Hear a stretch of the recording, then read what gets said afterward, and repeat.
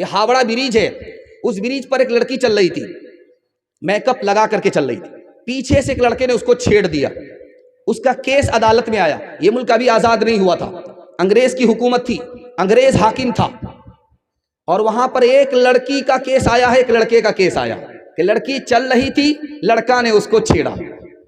अब जब मुकदमे की कार्रवाई शुरू हुई तो हाकिम ने लड़के से पूछा कि क्यों बदतमीज, क्यों आवारा, तुमने इस लड़की को छेड़ा? कहा हुजूर आवारा मैं नहीं हूं, आवारा ये लड़की है। चूल्हे की आग चूल्हे से निकल करके पेट्रोल पंप में आ गई और आग लग गई तो कसूर उस आग का है जो चूल्हे के अंदर थी, उसको बाहर पेट्रोल पंप में नहीं आना चाहिए। मेरी हैसियत पेट्रोल की तरह है, इसकी हैसियत आग की तरह है, कसूर इस लड़की का है, मेरा कोई कसूर नहीं है। वो हाकिम इस बयान के ऊपर मजबूर हुआ, उसने अपने जजमेंट में लिखा लड़का बेकसूर है, लड़की कसूरवार है, ये लड़की गैर मुस्लिम जरूर है लेकिन मैं इसको 1 साल की सजा देता हूं। अब लड़की के कान खड़े हुए, 1 साल की क्या सजा होगी? इसको उस बुर्के में रहना पड़ेगा जिसका हुक्म इस्लाम ने दिया है, मोहम्मद साहब ने दिया है। 1 साल उस बुर्के में रहना पड़ेगा। जिस्म पर लिबास की कमी अजीब लगती है, मुझे अमीर बाप की बेटी गरीब लगती है। एक किताब है, उसका नाम है बरहमा पुराण। उस किताब में लिखा हुआ है, जब से नकाब की जाली औरत के चेहरे से उतरी, शर्मो हया चली गई। जमाना इतना बिगड़ चुका है, इतना बिगड़ चुका है कि सबके सामने औरत बाल को खोलती है, बाल को संवारती है, बाल को खोलती है, बाल को संवारती है, किसी की कोई परवाह नहीं करती है कि कौन देख रहा है, बुरी नजर से इसकी कोई परवाह नहीं करती है। जमाना इतना बुरा हो चुका है। एक किताब है, उसका नाम है विष्णु पुराण। विष्णु पुराण में लिखा है, जब कलयुग आएगा, कयामत का दौर आएगा, तो औरत खूबसूरती को बेचेगी, कपड़ा नहीं रखेगी, खूबसूरती को बेचेगी, गरीब शौहर को छोड़ देगी, दौलत से निकाह करेगी, 5-7 साल की लड़की मां बन जाएगी, 8-10 साल का लड़का बाप बन जाएगा। महाभारत किताब है, उस किताब के अंदर लिखा हुआ है कि आदमी को अपनी जवान बेटी के साथ तन्हाई में नहीं बैठना चाहिए। जवान बेटी है, जवान बाप है, तो अकेले में ना बैठे, दूसरे आदमी को शामिल कर ले। बड़े बड़े लोग फिसल जाते हैं और शैतान बदकारी करा देता है। चौथे नमूने को बहुत ध्यान से सुनिएगा आप। राम जी की मां का नाम था कौशल्या। कोई राजा उनसे बात करने के लिए आए तो नौकर को भेजा, खुद नहीं गई। तो पूछा कि भाई आपने नौकर को भेज दिया? कहा मैं औरत हूं, वो मेरे लिए अजनबी है, मैं उसके सामने नहीं जा सकती।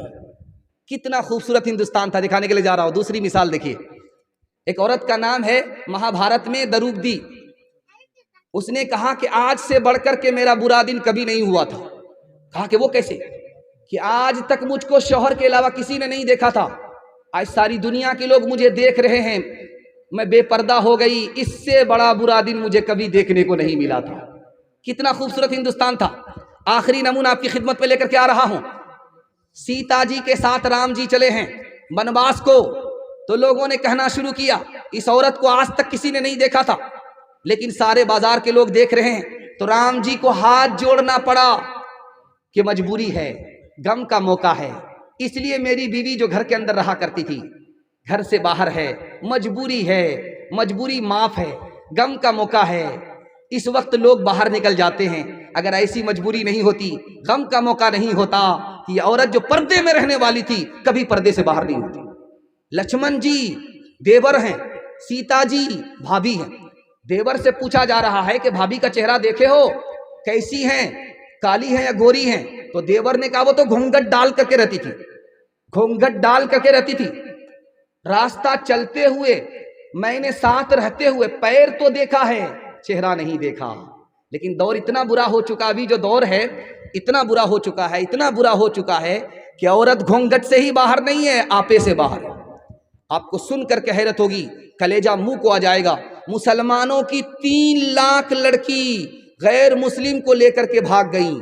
आबरू अलग गई, ईमान अलग गया। इसका जिम्मेदार फैशन है।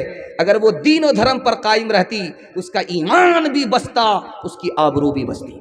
इंशाअल्लाह अपने समाज की औरतों की आबरू को बचाएंगे। हाथ उठाइए, इंशाअल्लाह बिल्कुल सही जा रहा है। ईमान की हिफाजत करेंगे, हाथ उठाइए इंशाअल्लाह।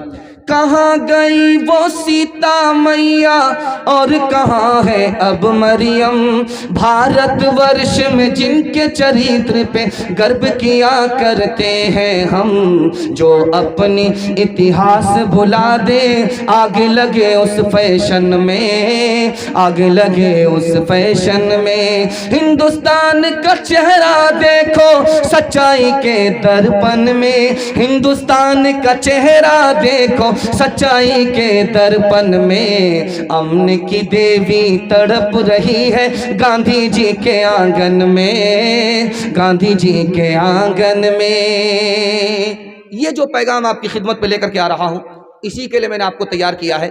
आधा से ज्यादा जलसा मेरा निकल चुका है, थोड़ा सा जलसा आपका बाकी रह गया है।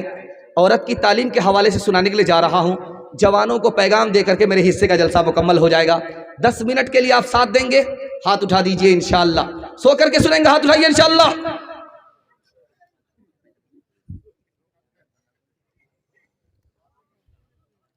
देखिए, मर्दों को पढ़ना लिखना जरूरी है, ये तो हमको समझ में आता है, लेकिन औरत को पढ़ना लिखना जरूरी क्यों है? जिस तरह मर्द मुसलमान होते हैं, उसी तरह औरत भी मुसलमान होती है, इसलिए पढ़ना लिखना जरूरी है औरत के लिए भी। जिस तरह मर्द इंसान है, उसी तरह औरत भी इंसान है। इंसानियत पर आने के लिए औरत को पढ़ना लिखना जरूरी है। एक खास बात बता रहा हूं, जरा ध्यान से सुनिएगा इसको। औरत का दीन मुकम्मल नहीं है, औरत की अकल मुकम्मल नहीं है। हदीस के मुताबिक उसका दीन मुकम्मल नहीं, उसकी अकल मुकम्मल नहीं। दीन कैसे मुकम्मल होगा? इल्म के साथ। दीन कैसे मुकम्मल होगा? इल्म के बगैर नहीं। अकल कैसे मुकम्मल होगी? इल्म के साथ। इसलिए औरत को मर्द से ज्यादा इल्म हासिल करना जरूरी है। एक बात याद रखिए, हमारी 2 तरह की बेटी होती है। एक बेटी वो होती है जिसको घर में ही रहना, घर से निकलना है, घर में रहना है, कहीं बाहर नहीं जाना है।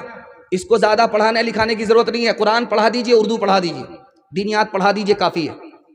लेकिन जिस लड़की को घर से बाहर निकलना है, तिजारत करनी है पर्दे के साथ, नौकरी करनी है पर्दे के साथ, उस लड़की को डिग्री दिलाना जरूरी है। एक खास बात याद रखिए, मैं आलिम हूं, मर्द हूं, औरत को तालीम करूंगा, औरत को पढ़ने की जरूरत नहीं है, ये गलत है। एक मर्द आलिम सारी औरत के लिए काफी नहीं है, क्योंकि चाहे आलिम हो, आलिम से भी औरत को पर्दा है। पर्दे में बहुत सारी बात औरत नहीं पूछ सकती। दूसरी बात, एक घर में सारे लोग आलिम होते नहीं हैं, इसलिए औरत का आलिमा होना जरूरी है। और कभी ऐसा होता है कि लड़का भी एक जगह पढ़ रहा है, लड़की भी एक जगह पढ़ रही है। ध्यान से इसको सुनिएगा। लड़का लड़की अगर एक जगह पढ़े, सर सैयद अहमद खान ने कहा, लड़की आवारा होगी, लड़की बदचलन होगी, एक जगह पढ़ने की वजह से। अच्छा, हदीस में आता है, बाहर से चंदा 1,08,400 कुछ रुपया उन दुआ की दरखास्त की है। अल्लाह अल्लाह उनके कबूल फरमाए और देने वाले को कबूल फरमाए।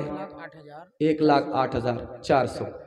अल्लाह उनकी जान में, माल में बरकत दे, उनकी आबरू की हिफाजत फरमाए। सब विदेश में हैं, ध्यान कीजिए, अल्लाह उनकी जान माल की इज्जत आबरू की हिफाजत फरमाए, और जिस मकसद में उन्होंने दिया है, अल्लाह उस मकसद में 100% कामयाब फरमाए। ध्यान से सुनिएगा जो सुनाने के लिए जा रहा हूँ, बहुत ध्यान से उसको सुनिएगा। आपका लड़का 12 साल का है, उसको माँ के साथ आप नहीं सुला सकते, उसका बिस्तर अलग कर दीजिए। आपकी लड़की 9 साल की है, उसको बाप अपने बिस्तर में एक साथ नहीं सुला सकता, उसका बिस्तर अलग। यहां पर देखिए कि एक ही माँ बाप हैं, एक ही माँ बाप की औलाद है। लड़की की उम्र 9 साल हो गई, बाप के साथ नहीं सो सकती। लड़का की उम्र 12 साल हो गई, लड़का माँ के साथ नहीं सो सकता। बहुत जबरदस्त फितना होता है। इसी तरह से अगर 9 साल की लड़की 12 साल का लड़का एक मकतब में पढ़े, फितना होगा, लड़की आवारा होगी। हाथ जोड़ करके आप लोगों से कहता हूं, 9 साल की लड़की को मकतब में मत भेजिए, 12 साल के लड़के को, 9 साल की लड़की को एक साथ मकतब में मत पढ़ाइए। दोनों के लिए अलग इंतजाम कीजिए। लड़का का मकतब अलग, लड़की का मदरसा अलग। एक मिसाल पर पैगाम खत्म कर रहा हूं, जरा ध्यान से सुनिएगा इसको। लड़की जा रही थी रास्ते से, एक मन चला उसको छेड़ता है, ज़य्यन्ना हालिन नाज़रीन, कुरान की आयत पढ़ करके कि देखने की चीज तो ये है जो सड़क से गुजर रही है। तो लड़की कितनी पढ़ी लिखी थी, नौकरानी थी, लेकिन इल्म से नौकर नहीं थी, इल्म से और हुनर से माला माल थी। उसने जवाब दिया कुरान से ही, हफिज़नाहा लिन्नाज़रीन, ताक झांक करने वाले शैतान, शैतान से अल्लाह की पनाह। लड़का तीसरी आयत पढ़ता है, नुरीदु अन नअकुल मिनहा व तत्मइन्न कुलूबुना, हम तुमसे फायदा उठाना चाहते हैं। तो लड़की ने चौथी आयत पढ़ी, लन तनालुल बिर्र हत्ता तुनफिकू मिम्मा तुहिब्बून, बगैर निकाह के, बगैर महर के हमसे फायदा नहीं उठा सकते। तो लड़के ने अगली आयत पढ़ी, वल्लज़ीन ला यजिदून निकाहा, मेरे पास तो निकाह का सामान ही नहीं है।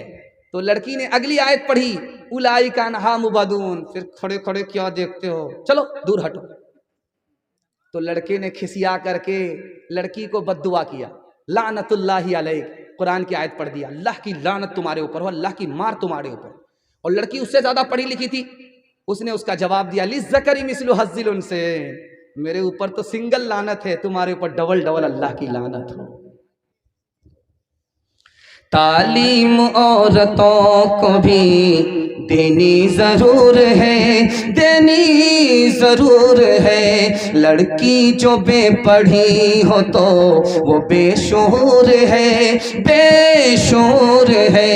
हुस्ने मुआशरत में सरासर फतूर है, और इसमें वालिदैन का बेशक कसूर है, बेशक कसूर है।